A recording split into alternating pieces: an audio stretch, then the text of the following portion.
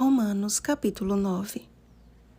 Mas, relativamente a Israel, dele clama Isaías: ainda que o número dos filhos de Israel seja como a areia do mar, o remanescente é que será salvo. Versículo 27. Paulo desabafou a sua grande tristeza e incessante dor no coração, em palavras sinceras movidas pelo Espírito Santo. Como alguém que sentia profundo amor pelos irmãos, apelou aos judeus pela força de sua origem, que, como israelitas, possuíam as primícias da eleição de Deus. Discorrendo desde Abraão, evocou a aliança como uma dádiva dada a quem Deus aprouver ter misericórdia. O apóstolo usou diversos textos do Antigo Testamento que confirmam seu pensamento. A rejeição de Israel não interferiu em nada com a justiça de Deus e com seus propósitos.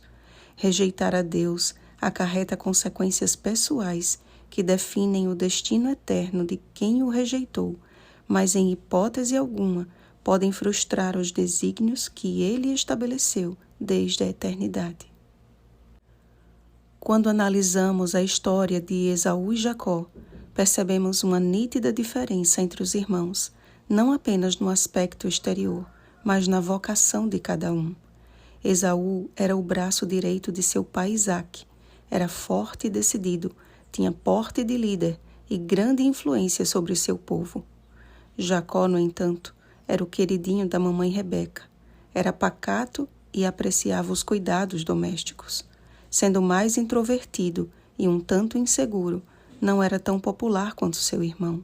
Portanto, apesar da profecia referente à liderança de Jacó, aos olhos humanos, seria mais coerente confiá-la a Esaú. Mas o Deus que esquadrinha os corações nunca se engana, e Jacó assumiu o lugar que o Senhor lhe designou como as primícias do Israel de Deus. Esta comparação feita por Paulo nos revela questões imprescindíveis para compreendermos que as promessas do Senhor são infalíveis e no seu devido tempo acontecem, quer o homem queira, quer não. Que diremos, pois? Há injustiça da parte de Deus? De modo nenhum. E sim que ele, sendo conhecedor do futuro, sabe exatamente a quem usar e como usar. Faraó foi o típico exemplo disso.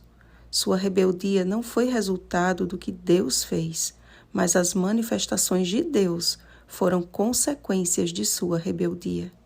Em toda a história deste mundo, Deus tem suportado com muita longanimidade os vasos de ira preparados para a perdição, a fim de que também desse a conhecer as riquezas da sua glória em vasos de misericórdia que para a glória preparou de antemão.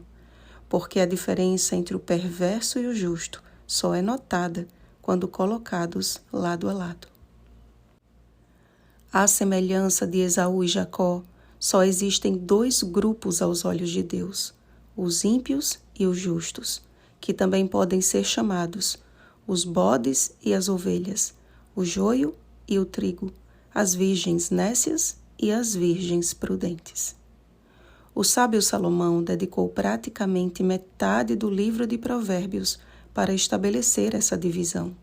A verdade de que Deus chama a quem quer e salva a quem deseja não indica uma suposta predestinação, e sim a resposta do Senhor às escolhas do ser humano. Pois quando olhamos para Cristo e sua vida dedicada a servir e amar uma humanidade que merecia a morte, compreendemos que um alto preço foi pago e Deus não pode permitir que alguns o considerem de pouca importância.